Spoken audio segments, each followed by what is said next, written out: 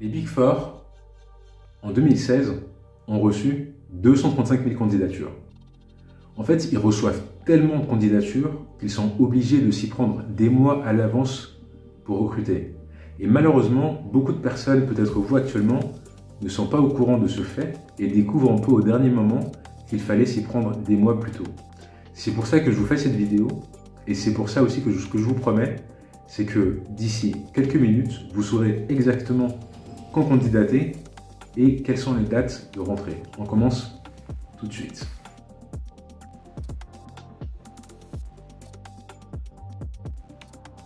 Au sein des Big Four, on retient deux rentrées principales. Donc la première, c'est celle de septembre, à la fois parce que c'est pratique, parce que voilà, vous avez des assistants qui souvent sont tout juste diplômés, ou aussi de manière beaucoup plus terre à terre, parce qu'en audit, avant même de commencer à faire des travaux sur le final, il y a toute une partie de préparation de l'audit où on fait un intérim qui consiste à regarder un peu les process, à auditer les process des entreprises, et où on fait aussi donc, ce qu'on appelle le hard close, qui n'est rien de plus que réaliser une partie de l'audit avant le final pour nous permettre d'avoir plus de temps lors du final. Donc c'est pour ça que septembre concentre le gros des recrutements. Et aussi d'ailleurs, j'allais oublier, parce que vous comprenez bien que la busy season en audit, ça commence en janvier. Et rentrer en janvier, découvrir un nouveau cabinet, un nouvel environnement, ça peut être un peu brutal. Les cabinets aiment bien recruter en septembre pour laisser le temps aux gens de s'acclimater avant la rentrée officielle et le début de la saison plutôt qui sera en janvier. C'est pour ça que la deuxième rentrée du coup se fait en janvier, souvent parce que les stages et les alternances commencent en janvier, mais aussi parce que c'est au cours de la busy season qu'on a besoin de plus de main d'œuvre. Première date à retenir, c'est novembre. En novembre, ce qui se passe, c'est que les bigs et les autres grands cabinets vont faire le tour des différentes écoles, donc vont participer à des forums où souvent ça va être des managers accompagnés de seniors ou d'assistants. Ils vont venir un peu vous séduire, vous vendre un peu leur cabinet. Ils vont aussi et surtout récupérer vos CV, interagir avec vous. Et ce qu'ils font en fait à ces périodes-là, c'est que quand vous allez vous présenter devant eux ce jour-là, le jour des forums, ils vont commencer à parler avec vous, s'intéresser un peu à ce que vous faites en école, pourquoi est-ce que vous êtes intéressé par l'audit financier. Le plus important à garder en tête, c'est que ces rencontres-là sont super importantes parce que, selon moi, c'est le meilleur moyen de décrocher un contrat au sein d'un grand cabinet.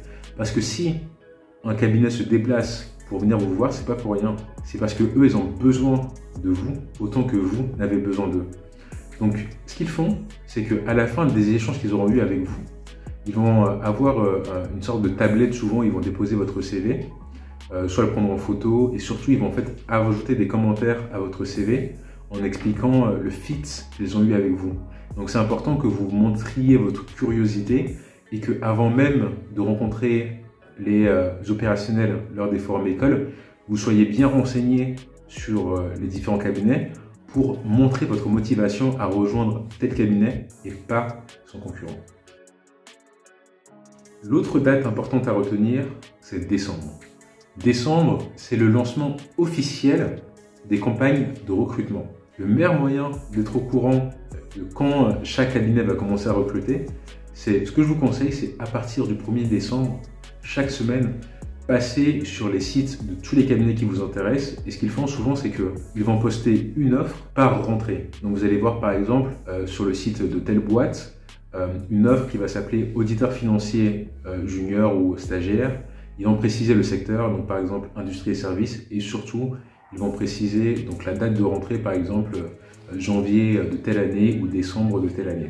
À partir du moment où vous voyez les offres apparaître sur les sites, ne perdez aucun temps et envoyez directement vos candidatures. Parce que souvent, ce qui se passe, c'est que c'est le premier arrivé, premier servi, et plus vous y prenez tôt, et plus vous aurez de place, et plus les recruteurs auront de la facilité pour vous caser.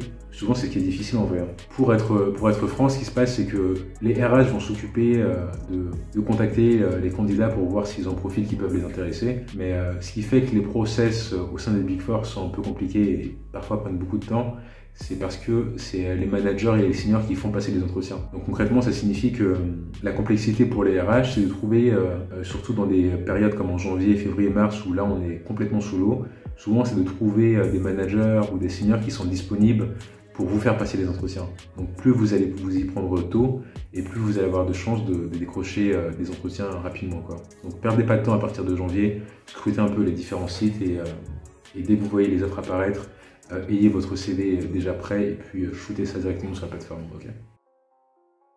Janvier et mars, c'est là que le gros des recrutements se font. Malheureusement, et souvent ce qui se passe pour 90% des candidats, c'est qu'on va envoyer un CV, on est persuadé que notre profil va correspondre au poste, et pourtant, soit notre candidature est ignorée, ou soit on reçoit un message, une réponse négative. C'est souvent parce que du coup, les grandes structures qui reçoivent autant de candidatures ont un peu des robots qui viennent scanner votre CV et les classer en accepté pour la suite du recrutement ou refuser automatiquement.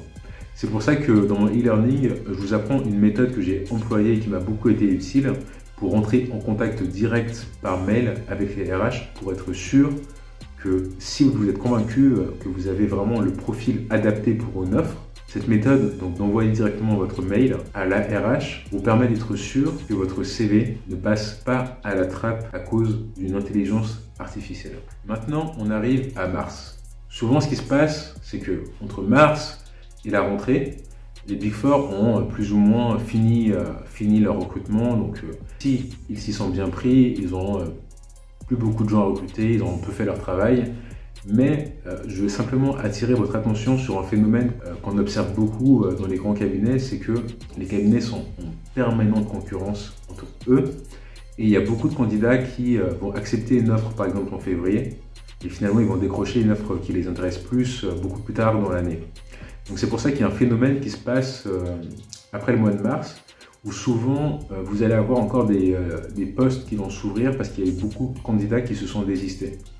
Donc ce que je veux dire par là, c'est que ne vous arrêtez pas de candidater tant que la rentrée n'a pas eu lieu. Donc typiquement, entre mars et la rentrée, continuez de candidater, faites attention au site pour voir s'il y a des nouvelles offres qui apparaissent. Et dès qu'il y en a une, envoyez votre CV parce que plus on approche de la rentrée et plus on peut, le recrutement des Big Four se fait urgent. Et c'est là que parfois vous allez pouvoir décrocher par inadvertance en contrat parce que certains se sont désistés. Donc gardez en tête que même si après mars, vous n'avez pas été accepté, il ne faut pas relâcher vos efforts. Au vu du nombre de candidatures, réussir à décrocher un entretien dans un Big Four, c'est déjà un exploit en soi. C'est pour ça que à chaque fois que vous décrochez un entretien dans un Big, mettez-vous en situation de guerre et préparez-vous de manière acharnée pour ne surtout pas laisser passer votre chance. Le conseil principal que j'ai à vous donner, c'est que quand vous allez commencer à récolter des informations sur les différents cabinets, ne vous arrêtez pas simplement au site du cabinet ou à Google Actualité. Moi, je vous incite fortement à prendre l'initiative de contacter des collaborateurs, souvent juniors, qui travaillent déjà au sein des Big Four, pour comprendre comment est-ce que tel cabinet se distingue d'un autre. Si vous souhaitez être accompagné dans vos recherches, je vous invite à rejoindre comptafine.com où j'ai créé un e-learning qui concentre toute l'expérience que j'ai acquise en 4 ans de candidature et qui, je l'espère, vous permettra aussi de décrocher votre contrat que vous méritez. Je vous dis à très vite sur comptafine.com. Salut!